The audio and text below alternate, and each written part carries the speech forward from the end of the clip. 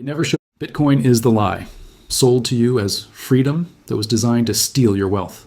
It's the digital trap that they, the media, the tech gurus, the venture capitalists, want you to walk into. They tell you it's digital gold, a hedge against inflation. They want you to believe in magic internet money so you will trade your real tangible assets for their digital tokens. But they never show you the blueprint of the bomb you're sitting on. And now we are going to expose the fatal flaws that prove this entire experiment is not just a gamble. It's a guaranteed failure. Forget what you have heard. Forget the headlines. The first thing you must understand is that this is not an asset. It is a psychological operation. You are being conditioned to ignore 5,000 years of financial history and trust an anonymous, untraceable string of code. They tell you it will replace the dollar, but they never tell you what it really is. The most volatile, dangerous speculation tool ever invented. This is not a store of value. It is a casino, and the house always wins. You just have to look at the data. They'll tell you to zoom out, but let's zoom in. In 2018, it lost 72.13% of its value. Wiped out. This year, 2025, we watched it rocket to a new high of $126,000, the moment every guru promised was just the beginning, only to see it crash back below $108,000 just weeks later. Does gold do that? Does your house do that? Analysts right now are warning it could bleed all the way down to $88,000. You're told this is just growing pains. That is another lie. The volatility is the product. It is not a bug. It is the feature. It is designed to lure you in with greed and then liquidate you with fear. It strips your wealth. It's a global game of hot potato, and the only question is whether you'll be left holding the bag. But before it was a casino for you, the average investor, what was its first real-world application? The answer is terrifying, and it's the key to understanding what Bitcoin really is. The answer is simple.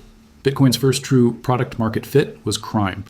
Its entire model of permissionless and pseudonymous transactions was a godsend for a very specific customer. Before the venture capitalists arrived, the real early adopters were the architects of the Silk Road, the infamous darknet marketplace. This wasn't a small-time operation. It was a sprawling billion-dollar bazaar for illegal narcotics, counterfeit documents, and illicit weapons. At one point, this single website was responsible for a massive portion of all Bitcoin transactions on Earth.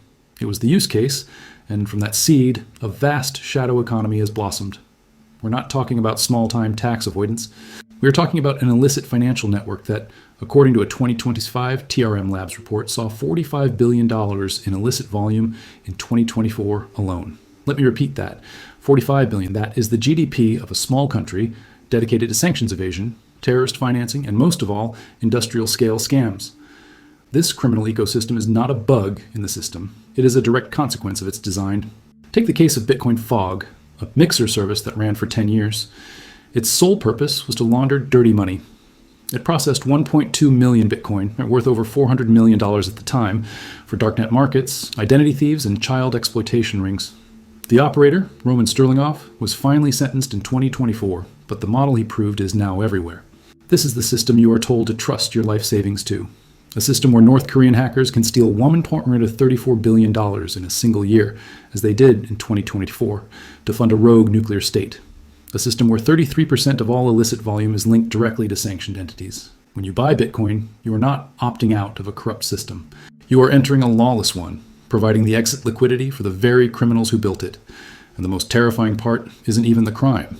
It's what happens when you try to own this digital ghost yourself. So you decide to take custody. You're told, not your keys, not your coins. You move your investment off the exchange and onto a secure hardware wallet. And in that moment, you become the single point of failure. You're now responsible for not forgetting a 24-word passphrase, for not misplacing a USB stick, for not having your house burned down. Because in the world of Bitcoin, there is no forgot my password button. There is no customer service. There's only gone. Right now, as you're watching this, it is estimated that nearly 4 million Bitcoin, almost 20% of the total supply, are lost forever. That is not a rounding error. That is a fundamental flaw in the system. These are not misplaced. They are digital ghosts, visible on the ledger, but locked in a digital coffin, completely and permanently inaccessible. Just ask James Howells, a Welsh IT worker.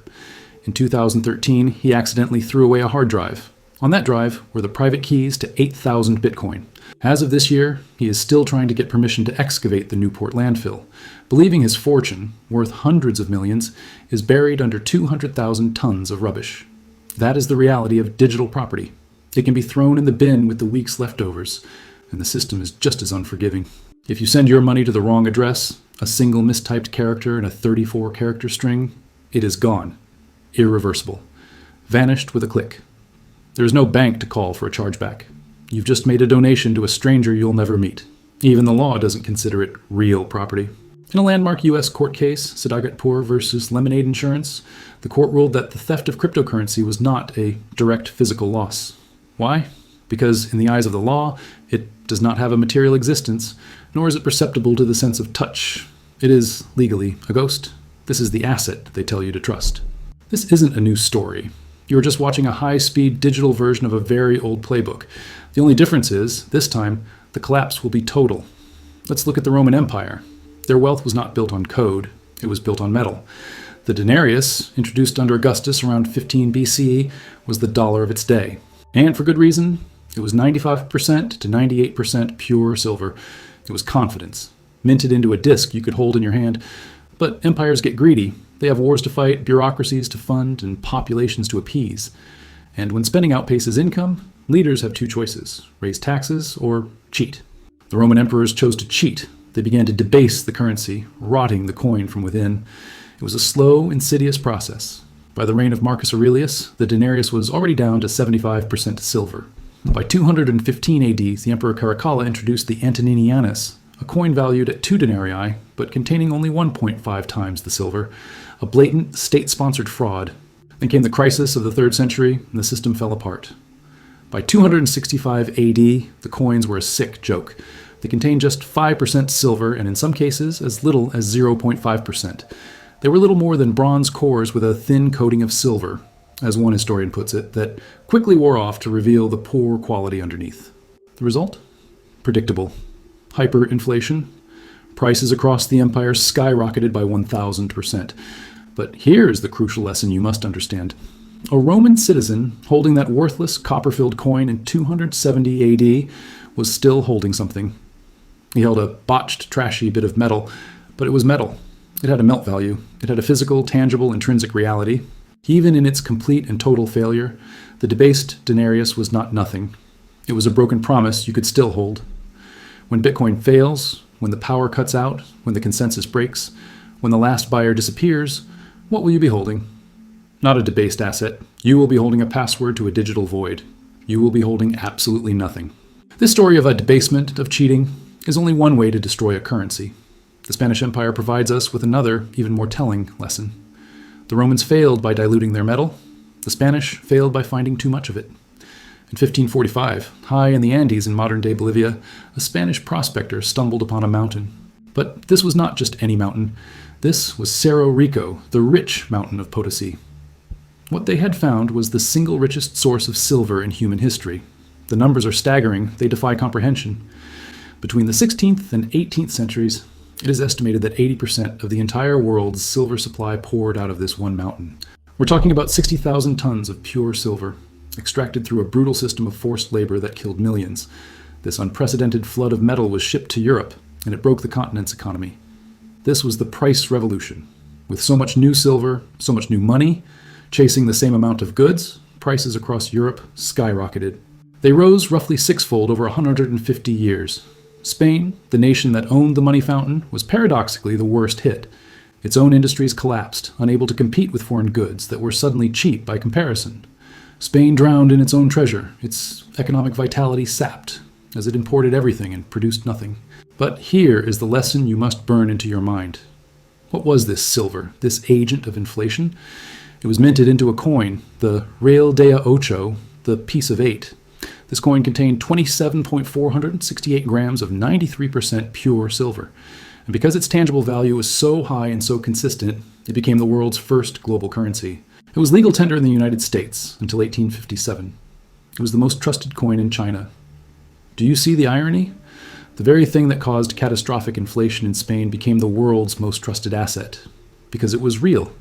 Its value was not a promise. Its value was the metal you held in your hand. Bitcoin has no potency. It is not a thing. It is an idea.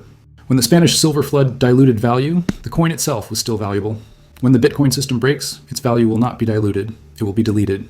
That Spanish piece of 8 was the world's most trusted asset for 300 years. And the empire that finally, truly replaced it the British Empire, understood that power. At the zenith of its power, the pound sterling was not a currency. It was currency. It was the ruler against which all other value was measured. And this wasn't just confidence, it was a hard promise. This was the era of the classical gold standard from roughly 1871 to 1914. The pound sterling was as good as gold because it was, quite literally, a receipt for a fixed physical amount of gold held in the vaults of the Bank of England. You could, at any time, exchange your paper note for real metal. That was the promise. That was the trust. That was the tangible anchor. But just like Rome, the British Empire bled itself dry. 2 catastrophic world wars, financed by debt and the printing press, destroyed its finances. The gold standard was a casualty. Britain was bankrupt, and by 1944, at the Bretton Woods Conference in New Hampshire, the New World Order was decided. The pound's reign was over. The US dollar, itself then backed by gold, took the throne. The final humiliation came on November 18, 1967. After years of struggle, the British government was forced to announce a 14.3% devaluation of the pound. The promise was broken, the empire was gone, the currency had failed in its duty. But here's the lesson, the one you must understand, the one that separates history from fantasy. What happened on November 19th? Did the factories in Manchester dissolve? Did the land in Kent vanish? Did the buildings in London turn to dust? No. The physical wealth of the nation, the real estate, the companies, the infrastructure, the gold still in the vaults, was all there. It was simply repriced against the dollar. The currency was devalued, it was not annihilated. An investor holding pounds lost 14.3% of their international buying power. An investor holding a failed Bitcoin will lose 100%. Because there is no underlying asset to reprice. There is no land. There is no factory. There is no metal. It is not devaluation. It is deletion.